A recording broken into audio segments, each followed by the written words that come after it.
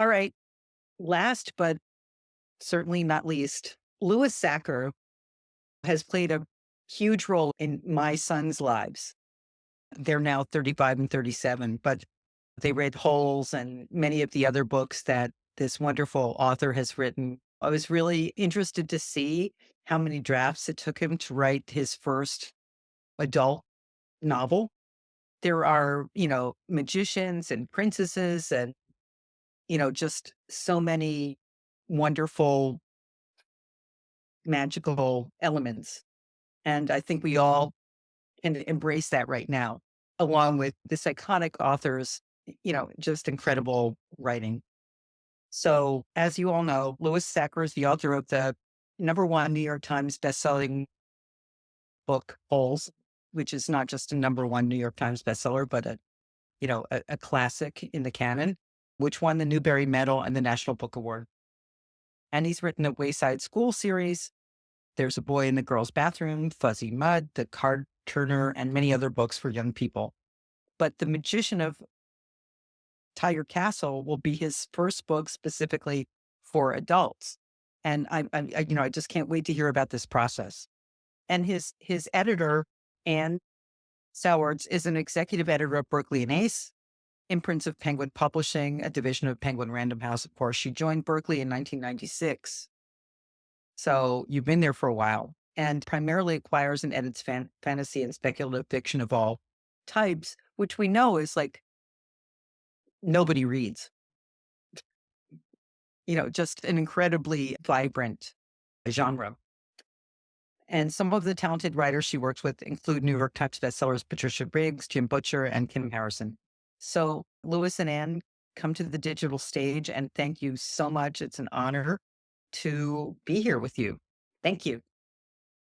Thank you so much for that introduction, Leigh. This has really been a wonderful evening. I have really enjoyed hearing from all the authors and editors. And I think I now have this like much bigger to be read pile as a result of this. So thank you, everyone. Also very excited for the opportunity to talk with Louis and to talk more about his book, which is just, it's beautiful, and it's one of those things where all of the editors have been talking about how when they start reading the manuscript, how they feel. It's true. It's like there's this like electric feeling when you start reading a book that it just really connect with. And when I started reading Lewis's novel, I could just tell right away how much I was going to love this, that I was in the hands of a master storyteller. And the voice and the sense of humor just drew me in. And I just simply had to find out what happened next, which is like the best kind of book. Just for me, I just love those page turning types. To start off our conversation tonight, I volunteered to tell you a little more about the book because Louis would say you have to read it for yourself. So for me, The Magician of Tiger Castle is a modern version of the best fantasy classics. And it honestly read like The Princess Bride if the story were being told by Miracle Max. It follows a beleaguered court magician, Anatole, who is ordered by the king to brew a potion that will make the Princess Tulia and her true love, the scribe Peto, forget each other, so that she will agree to an arranged marriage. It's timeless, it's universal, it's a fantasy of found family, forbidden love, and the magic of the world around us. And it's just warm, witty, and joyous, something that I think it just makes me happy just to read. And it's truly a wonderful story that I hope all of you will be able to experience.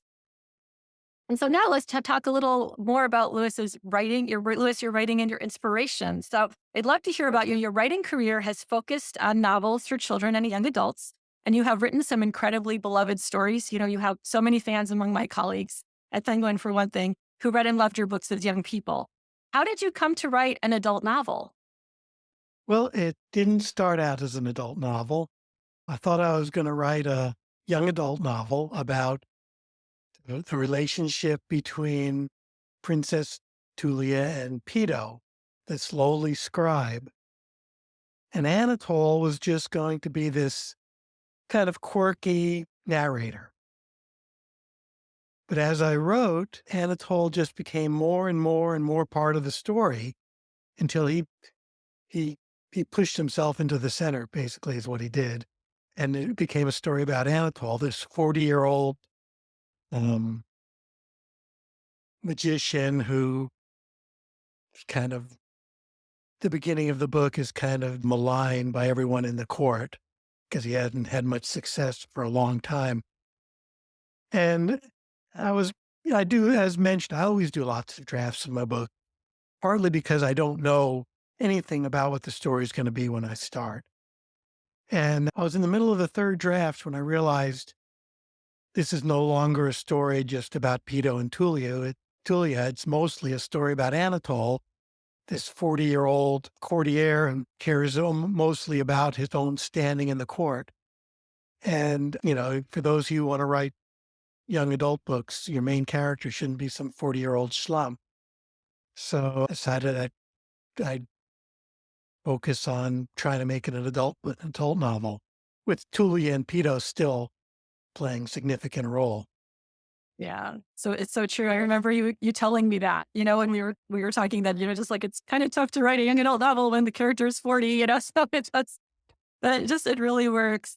So what inspired you to write this novel?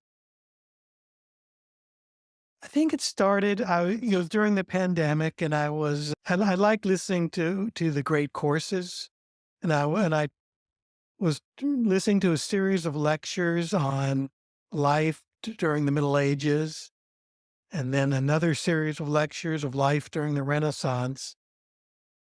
And there was one, I found a lot of it just really fascinating. But one thing struck me was one of them said that during this time, science and magic were basically the same thing.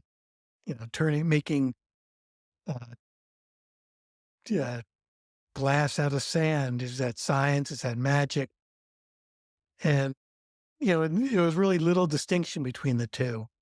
And so I decided that was kind of the birth of Anatole. He was this slash magician, scientist, and petty courtier. Yeah, he's such a wonderful character, and I love his sense of humor, particularly. Yeah, I don't know if he has a sense of humor or if Or it's your sense. Here we go. yeah. Yeah, so true. What surprised you the most while writing the book? Was there anything that the story or characters did something in a way that you weren't originally expecting? Well, the fact that Anatole took over and became my alter ego. Mhm. Well, it's like when I wrote Holes, I didn't know. Yeah, I introduced the yellow spotted lizards before I ever knew what I was going to do with them. And it was the same thing with the tiger in Tiger Castle. I brought him to the castle, but really didn't know what I was going to do with him. And so I think when I came up with that scene, and I don't want to give too much away, but when Anatole pushes his bundle over the wall and into the tiger moat, it just felt like a perfect. It was like I had planned that all along when I first introduced the tigers, like they were meant for this purpose, and it was a real satisfying moment. Yeah, it's really wonderful when kind of things that you didn't realize were going to have a role in the story later on, just all of a sudden, it's like your subconscious was planning the whole thing out or something. Yeah. So you mentioned Anatole as kind of being like your alter ego. So how do you relate to him and the other characters? Like, do you feel like what similarities? Well, a lot of this, Peto is this 17-year-old boy who's had a really hard life, and the Renaissance, the time of rediscovering Greek and Roman writing and art, and so as a scribe, he had to copy lots of ancient texts, and he basically, just to learn to survive, became a Stoic, although it's never actually called that in the book. And that's basically my philosophy. So his basic philosophy is mine. And then Anatole, I would it took 4 years to write this book, and every day I would return to those characters, and I loved it. I loved being in the 16th century. I loved being with Anatole and Tulia and Peto, and they just became a part of me, and they became like my family. And hopefully the readers will feel that too. Yeah, I think so. They're just marvelous characters. So I'd love to hear a little bit more about like what kind of research you did. Oh wait, or research you did for the book. Well, it was mainly listening to those, I think, Hmm. like 72 lectures, Hmm. which I listened to twice, took notes. And then as the book took different paths that I didn't necessarily know at the time I was gonna, use, I would have to go back and look at those and, re-listen to certain lectures. And then just for little odds and end facts, I Google, what did they have formaldehyde in the 16th century, that kind of thing. Was there anything that you learned while researching that you wish had made it into the book? Well, one thing that I found interesting, besides, like I said, science and magic were kind of same. Religion was also part of that. And the magicians or seers weren't allowed to read the stars because that was the church's province. The church believed that God controlled the wheels of the universe. So they were the only ones who had the right to read the stars and make predictions from the stars. Thought that was kind of interesting.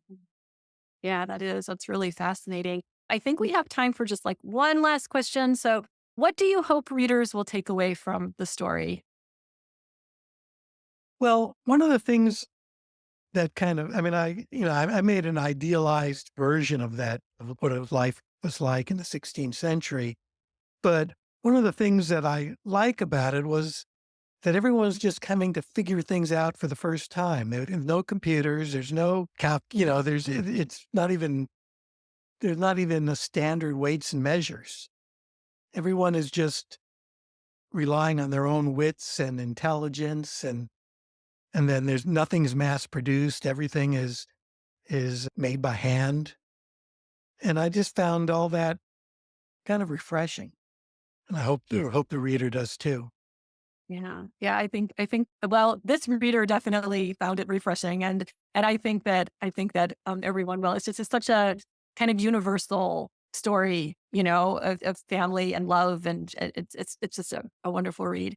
And I think that's a great place to end on. So Thanks. Yeah, completely enchanting, captivating, and, the research that you've done is very evident. I love I'm sure you did a ton more research than is even evident in the final product, which is, when I'm writing a review or something like that, I feel like when I've really done my homework, I'm able to, just kind of riff on something in an effortless way that is substantive. I don't know exactly what I'm trying to say, but I'm just saying that I got so many little guideposts and signals and, ways of riffing off your book from, from what you wrote, Lewis. And so thank you. And you've done so much for our children and future generations. And this book is just another addition to the canon. Well, thank Um, you. and thanks, Anne, for joining us tonight. And I would just like to say as we end, it's a really tough time, for so many reasons, some of them political, some of them environmental, for so many reasons. I just want to just express my gratitude for those who have joined, the authors, the editors, publishers marketplace, the Buzz panel coordinators who are so amazing, for all of the people in our universe, our literary universe who really support us and keep us going. And, I just am so grateful to be doing something that I'm very passionate about and that you guys are too. So, keep an eye out for a follow-up email with a link to tonight's recording event. If you're on the East Coast or wherever it's cold, try to stay warm. I hope the fires are out in California or will be out soon. That we stay steady and strong and that we can keep our senses of humor and, chronicle these amazing events of our lives. But for joining tonight and have a great rest of the week.